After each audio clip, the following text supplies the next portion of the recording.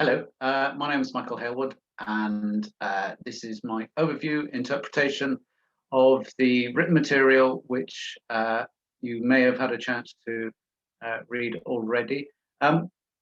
This is what I'm going to do today is just provide a sort of summary overview, as I said, of some of the key ideas in the chapter. Normally, I would follow a presentation. The presentation would only be made up of quotations, but I'm thinking that in this format that might be a bit dull. So I'm going to try not to do that. I've got a presentation, well, I've got a PowerPoint with some quotations on it ready. I might resort to it if I feel the need to, but what I'm going to really try and do is just give a sense of the key ideas that I was trying to get at in my proposed chapter, and maybe some things that we could discuss, follow up during the live conference, the live Zoom conference. Now, but I suppose one of the first points I wanted to make, which is a point that I don't make explicitly in the chapter, is that philosophy has a tendency to kill what it loves. Probably too bold a statement or an exaggeration. What do I mean by that? I suppose what I mean is that, for example, if we think about in the 20th century, the philosophy of language, philosophy of psychology, philosophy of the mind, really interesting areas and topics. But philosophy, if it's not careful, can tend to reduce or narrow or take out the excitement. And I don't want to go into what might be the reasons for that. So my one reason for me choosing the work of Whitehead is precisely his attempt throughout his work to keep a sense of wonder, as he puts it in Modes of Thought, within philosophy. That's what I mean, when I first proposed my talk for this conference, all those, well, gosh, over a year ago, I was actually going to use a quotation from late on in Whitehead's Process and Reality, which I do use in the chapter. It's a surprising quotation, and it was going to be the title of my talk, which is "Philosophy may not neglect the multifariousness of the world. The fairies dance, and Christ is nailed to the cross." Now, that sounds like a very peculiar view of philosophy to some people, but I think what Whitehead is getting at is that philosophy, or much modern philosophy, or let's say philosophy of the late 19th, early 20th century, and I would say maybe philosophy into the early 20th century, has become solely a quest for knowledge and truth. Now, knowledge and truth, very important. Nobody's saying they're not, but knowledge and truth do not account for, make up, constitute, comprise the whole breadth of experience which makes up both human life and the life of existence. I won't get into the question of what I mean by the life of existence. I might just stick with human life for today's talk. So what Whitehead's pointing out in his discussion of, or his mention of fairies dancing and Christ being nailed to the cross, isn't that he believes in fairies, and he's not a devout or overt Christian. We know that. But these phenomena are ones which populate the thoughts of children, of children's literature, of sensible literature, of hymns, of songs, of our culture, and can't be reduced to questions simply of knowledge and truth. Fairies dancing and Christ being nailed to the cross with all its consequences, things like Easter eggs, I don't know, Pancake Day, etc., Shrove Tuesday, Mardi Gras, Carnival in Rio. I'm just making things up off the top of my head. All in some way are related to Christ being nailed to the cross, and they can't be explained away simply as something which is known or true. And it's this notion of experience and wonder and marvel which Whitehead thinks that philosophy has a duty, or it is required to incorporate and to be able to account for. That's sort of the starting point and why I think he might be relevant for thinking about the psychedelic. which reminds me of another thing I was thinking about when I was preparing for this talk, which are we going to talk about philosophy of the psychedelic or philosophy of psychedelics?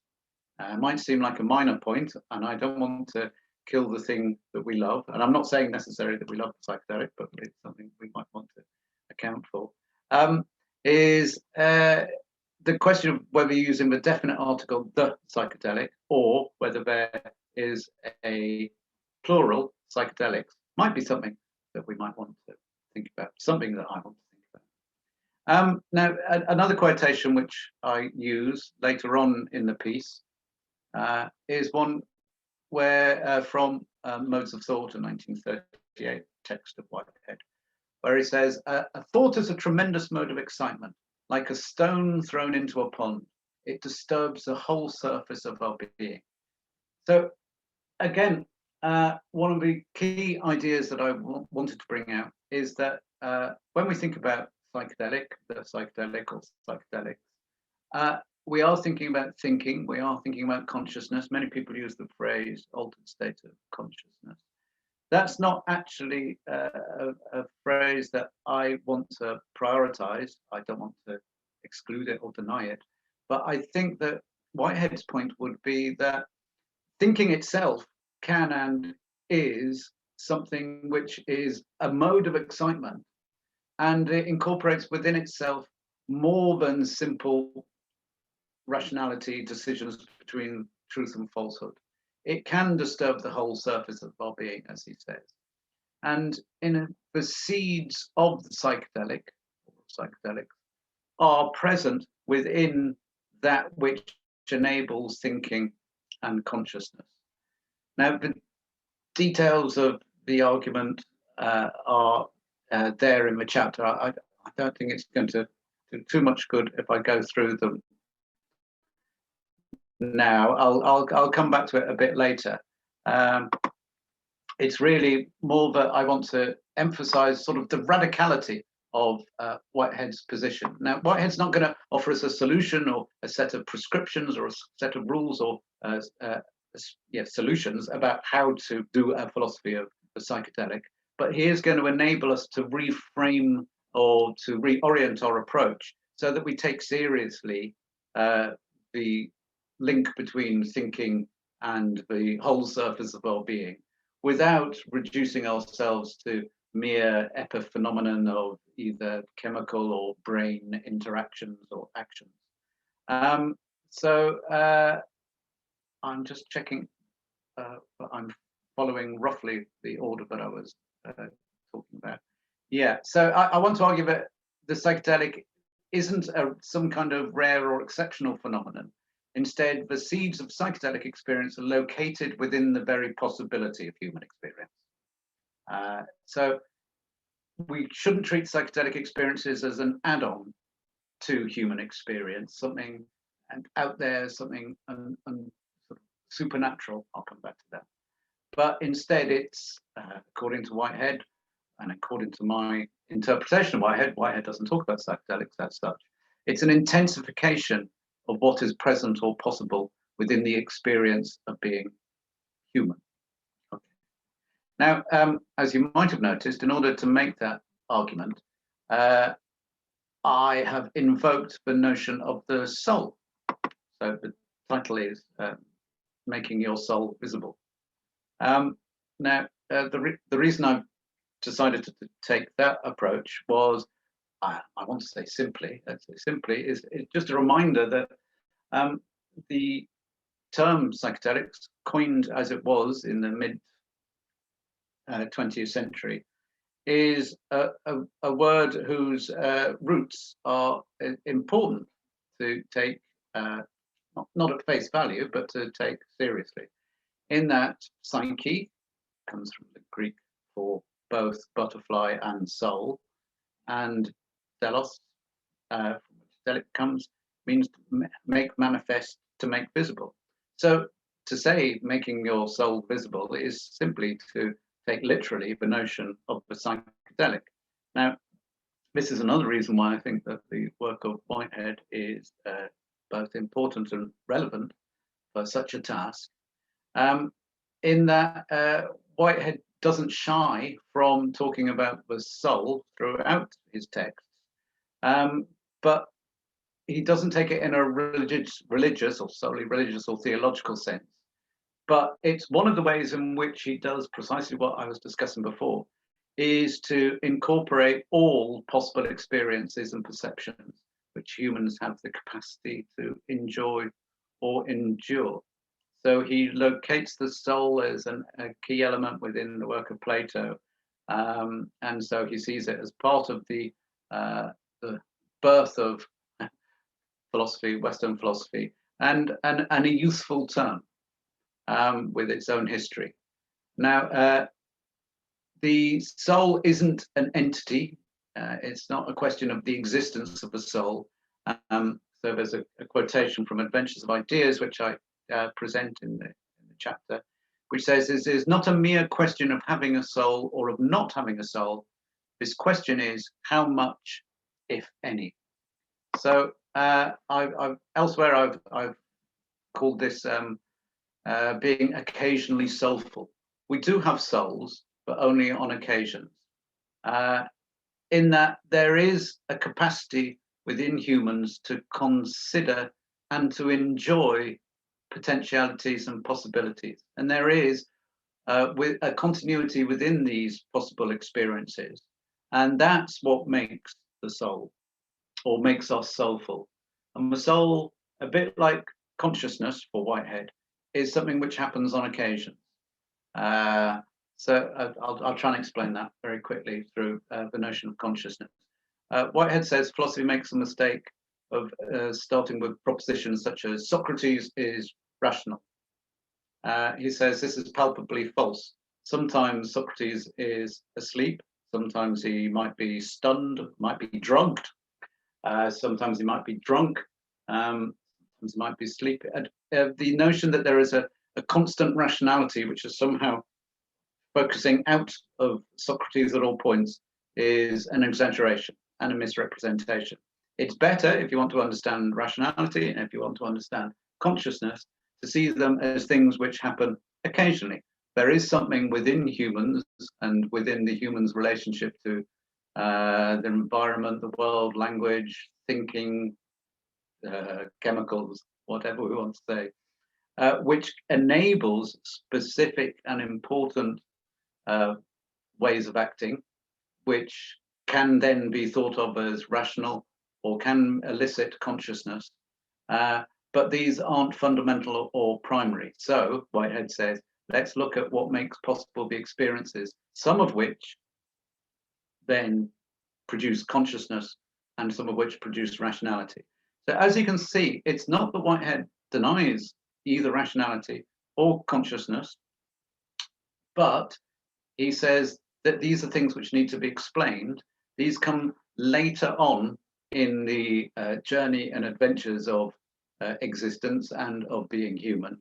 And by focusing and making a philosophy of the experiences in the wider sense, which enable both rationality and sleeping and imagination, then and consciousness, then Whitehead also enables a philosophy which would allow for considerations of psychedelic.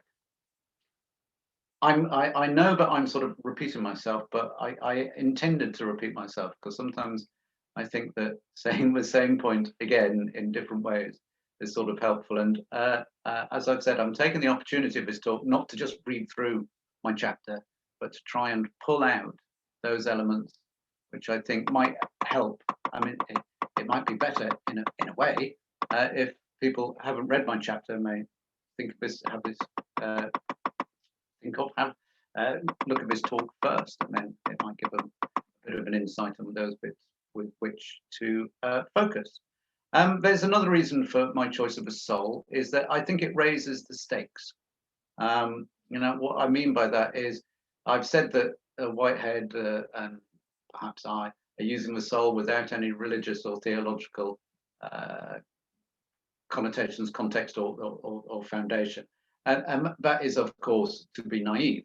I'm quite aware that as soon as you mention the soul, Most people will, either at the back or the forefront of their minds or their thinking, have notions of the religious and the theological, and you can't simply exclude them. And I need to recognise that. I think it's what Whitehead insists that we do, and take that context into account. And that is part of, I don't want to say the game, that's part of what is at stake.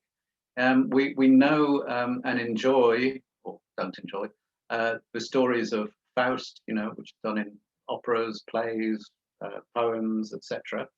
And we know what's at stake in selling your soul to the devil. It is selling or losing that part of you which, even though it cannot be pointed at, somehow defines and makes you what you are as an individual. And so the notion of making that visible to the world through the psychedelic is something that I want to retain, because we don't want to simply accede to this, celebrate the notion of psychedelics. We want to enable a way of thinking about psychedelic experience, but within a context which then says, well, there are risks about this. So having the word soul enables us maybe to avoid notions immediately of thinking in terms of thought, rationality, or being separated from or sideways from rationality, thought, consciousness, or consciousness being altered. So the soul is a way of us thinking and focusing in on what constitutes the possibilities of psychedelic experience without immediately celebrating it. And so it's also retaining a tiny bit of the theological connotations, points to the risks that are involved in making your soul visible. I am jumping ahead. I was going to do this in the conclusion. It is in the conclusion, because to whom are we making our souls visible? To ourselves, and do we want to make our souls visible to ourselves? It might be that the 20th century post, Freudian psychoanalysis, the idea that we should know ourselves. Maybe there's a bit of Plato in there, know thyself, or to thine own self be true, or the psychoanalytic need to interpret our very subjectivity and being. I'm not. I don't have strong feelings either way, but that is a position which needs to be argued. I don't necessarily think that making yourself visible to yourself is a good thing. Maybe it is on occasion, maybe not. And this would be another question: is to whom is it made visible? To everybody, to the public? Can we make ourselves public? What would that mean? I think these are interesting notions, conceptions, which do relate to the psychedelic and to any putative philosophy of the psychedelic. I'm looking through some notes that I made prior to this, which look at the notion of bifurcation and Whitehead's the importance of avoiding bifurcation for Whitehead, in that he, those of you who know your Whitehead, you know that he didn't want nature to bifurcate, and he saw this in some ways as akin to the notion of the supernatural. So it's the idea that there is a division between sort of physical explanations, physical reality, material reality, and the human reactions to that. And Whitehead's trying to avoid that. And I think it's important for any philosophy of psychedelics, to avoid a bifurcation between the brain, any chemical or hormonal changes within the brain, and then the experiences of that change by humans. Whitehead would say it's an unwarranted level of separation between the physical, the emotional, the material, the chemical, and the poetic. And he says, in a sense, well, not in a sense, that this way of splitting reality into two, into the real reality out there, which is under the purview of science, and the sort of emotional reactions or the feelings associated or the meanings associated with the changing perceptions of this real reality. He says this is something, an inconsistency which plagues Western thought. And I think it's important. I think this could really undermine the philosophy of psychedelics if it was seen only as a philosophy of human reactions to chemical changes or hormonal changes within the brain. So Whitehead's sort of insistence and awareness of the danger of bifurcation, I think, is another reason for using his thought and approaches in developing a philosophy of the psychedelic. I'm not sure I explained that as clearly as I might have done. Maybe it's something I could follow up on through in the discussions that we have. But okay, what I did want to talk about instead was, but I've sort of been jumping ahead of myself, as I often do, was things like, I'll read out a couple of quotations so I get back to a bit of evidence. It's about thinking. As I've said again and again, Whitehead talks about the importance of describing philosophy being able to describe all human experience. And thinking is an important experience, but it needs to be given its rightful place. And it's not that we are constant thinking things. Descartes was wrong on that. So he conceives, quotation, the thought as a constituent operation in the creation of the occasional thinker. We think occasionally, we are occasionally thinkers. And this has implications for the psychedelic and the notion of altered states of consciousness. So a bit as with the soul, thinking or consciousness isn't continuous or substantial, a substantial entity. It's an occasional experience arising out of more basic modes of thinking, feeling, and bodily function. Now, what else about thinking? And this is, I suppose, I've been going around the houses where I should mention the positive contribution which Whitehead makes in terms of understanding what constitutes psychedelic. Another quotation. The seed of consciousness, according to Whitehead, lies in the experience of a contrast between what is and what might be. So the feeling of a contrast between what is and what might be is the germ of consciousness. And this is an experience, among other experiences, and one which needs to be explained, not assumed.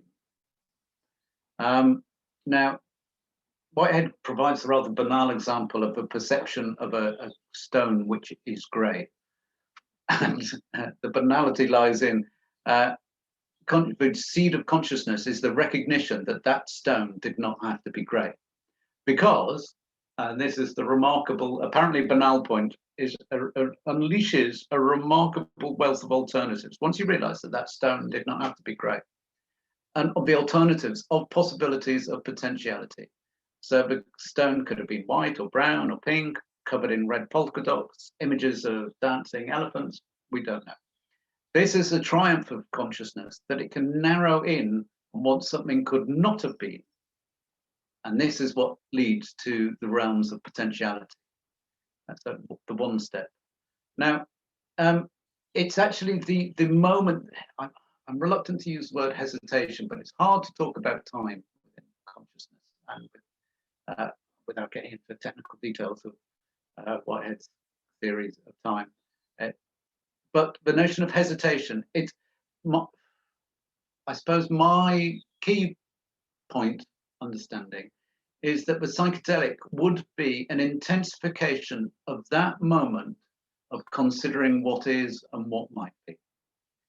So it is not making a judgment as truth, falsehood, reality, appearance, knowledge, or otherwise. It is a narrowing and intensification of an experience which isn't as rare as we might consider. In fact, the rarity lies in notions of truth and falsehood. Most of our experience of the world isn't one of standing up, walking along, going, Oh, is that a door? Yes, it is a door. If that is true, therefore I can open the door. I will check the door for it. It's open, right.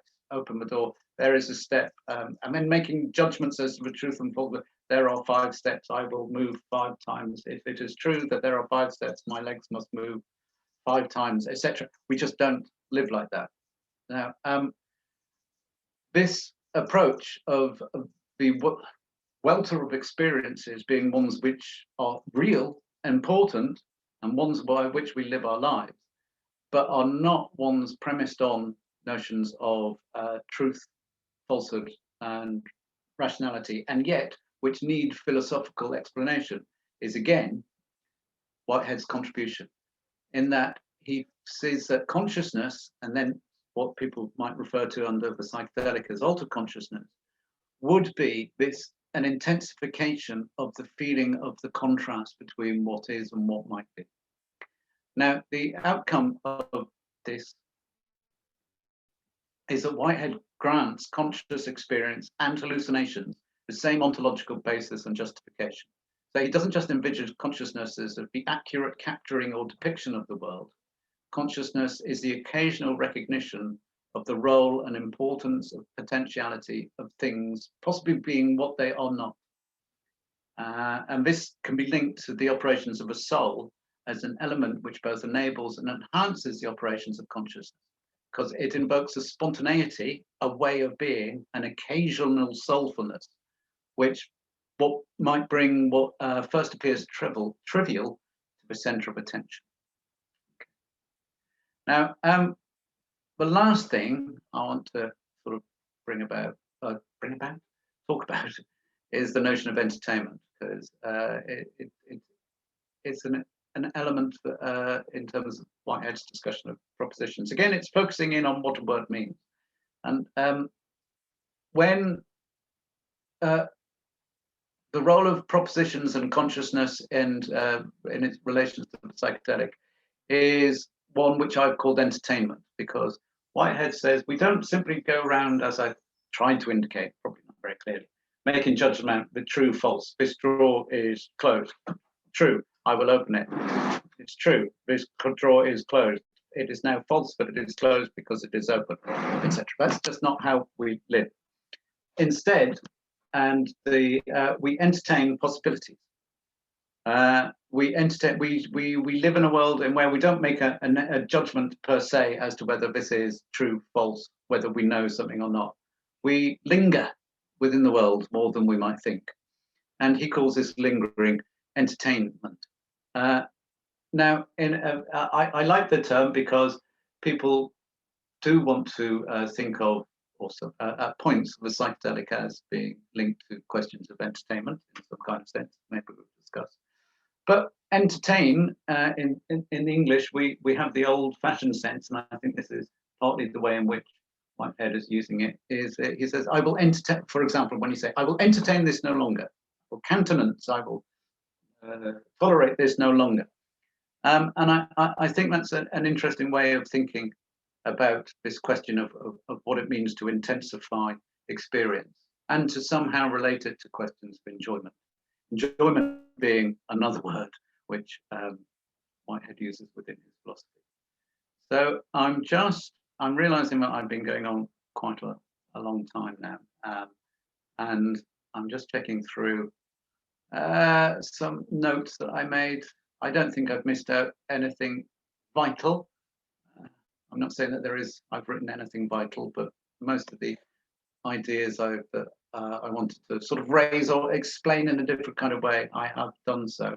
And the chapter, which is the writing I've provided, provides the evidence or the backup for this. But anyway, yeah, I've talked about what I was going to talk about at the very end, which is the risk.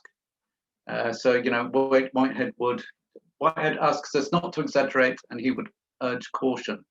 You know, opening up our souls to a scrutiny of others or the world or even our own self could be problematic, if not dangerous. But philosophy's role is not neutral, nor is it that of an advocate. It is, I would argue, rather to allow for a width and depth of possible experience, but also to help situate these wider concerns. Quite what it means to situate these wider concerns, perhaps something we could take up in our discussion. Anyway, I am going to finish there. I look forward to hopefully talking more about these issues and about your papers when we meet. Thank you. Bye-bye. Traditional Zoom wave.